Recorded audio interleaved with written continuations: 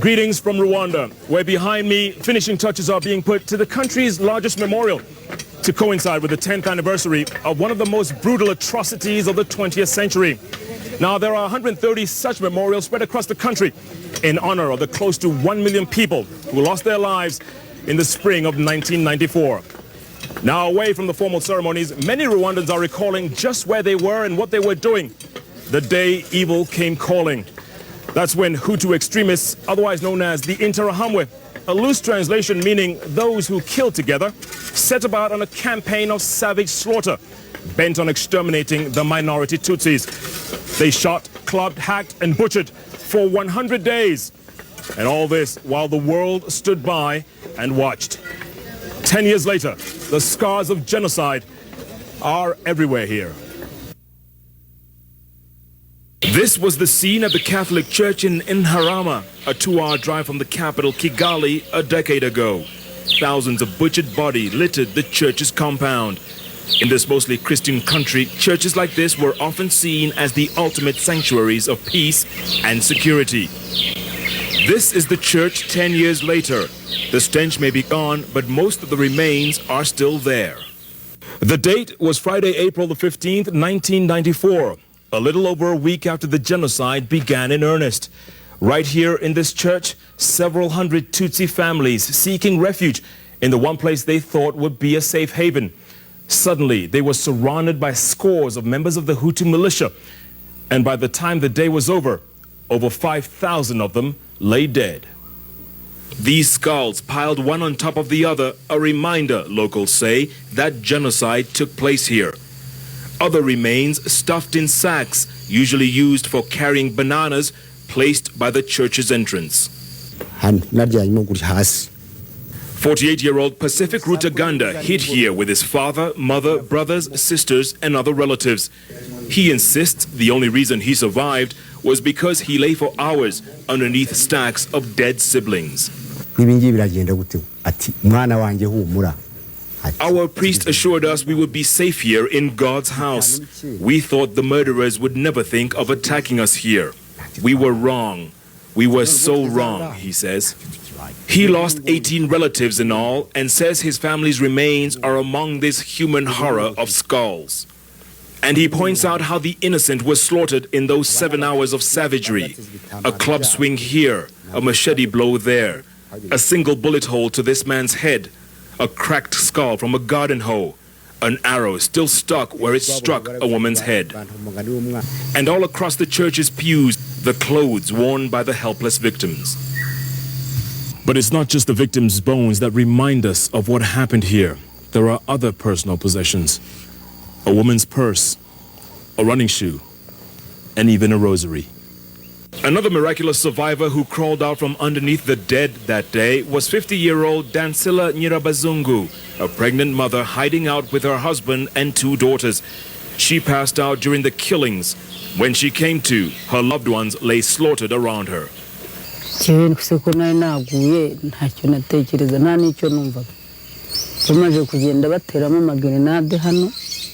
I lost consciousness as soon as the grenades started exploding inside the church.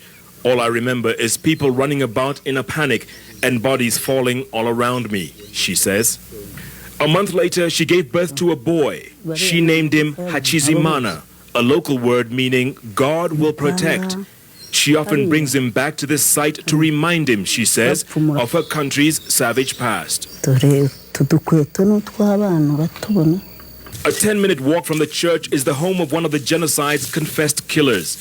56-year-old Jean-Baptiste Murangira, a Hutu, admits to taking part in the killings, but insists the Interahamwe forced him to kill to save his Tutsi wife from being murdered.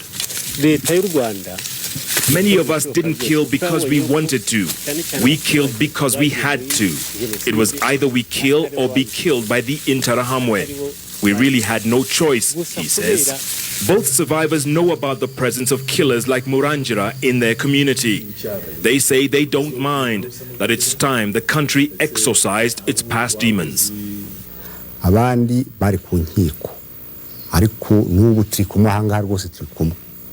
We know those who killed here, but we forgive them because they have confessed to the killings.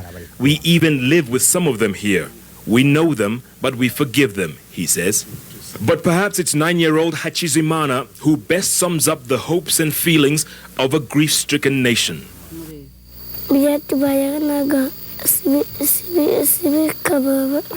I just hope what happened to us never happens to children anywhere in the world, he says.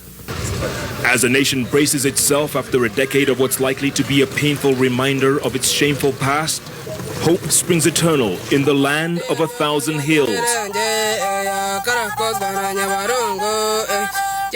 The simple translation of this tune says, "Our country is safe now. Come back all who have fled in fear. Rwanda is a free country again." A free country again. But one thing that continues to haunt people here is the quest for justice. And that is leading to what some here are calling new nightmares, as more mass graves are being discovered, some revealed by confessed killers who are facing a traditional court, the Gacaca. This is Kibuye on the country's western border. Survivors and killers alike watch as volunteers dig up the countryside using crude instruments and their bare hands. Suddenly, a boy emerges from the misty hills, a human skull in his hands. He holds it as calmly as one would a football or a toy. He says he found it in the bushes beyond. He takes us to where there are more skulls and more bones. The boy finds it hidden in the dense undergrowth. The whole country is one giant graveyard. Skeletons from a savage past litter the once beautiful countryside. At a site not far from the new discoveries, diggers find a leg here and a hand there, part of a skull and some clothes.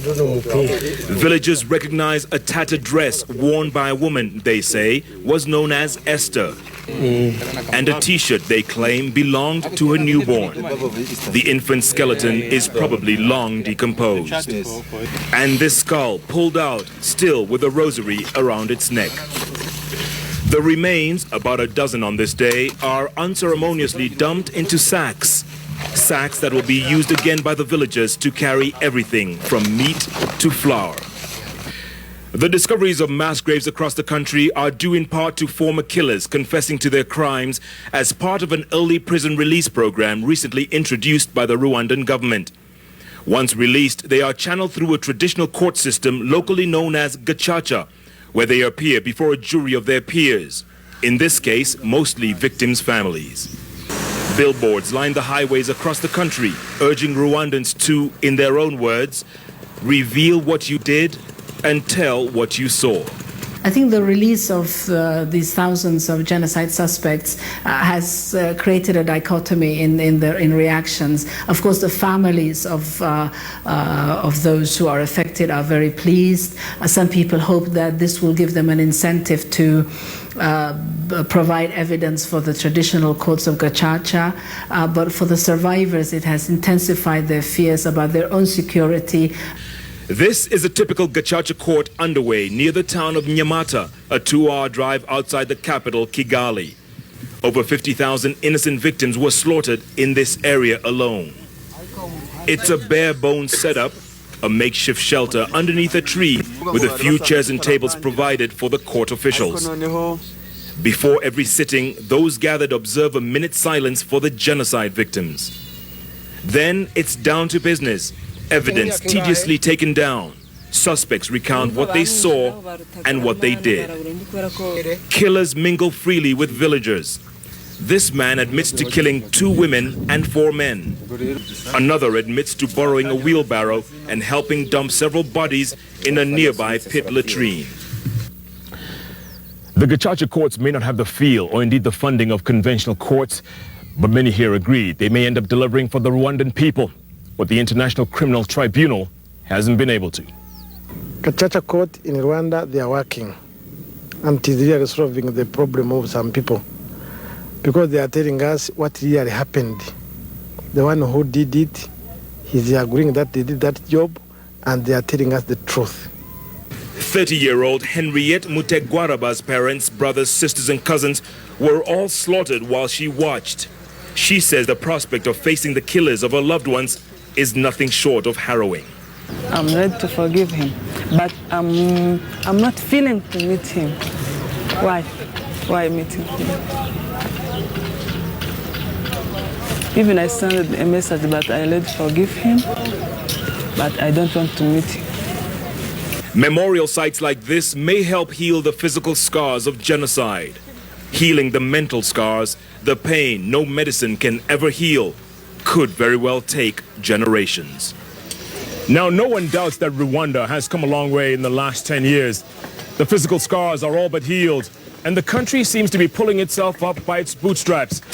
But as the 10th anniversary commemoration approaches in the coming days, the painful wounds of the past are no doubt coming back to the surface as a harsh reminder that Rwanda isn't quite out of the woods just yet.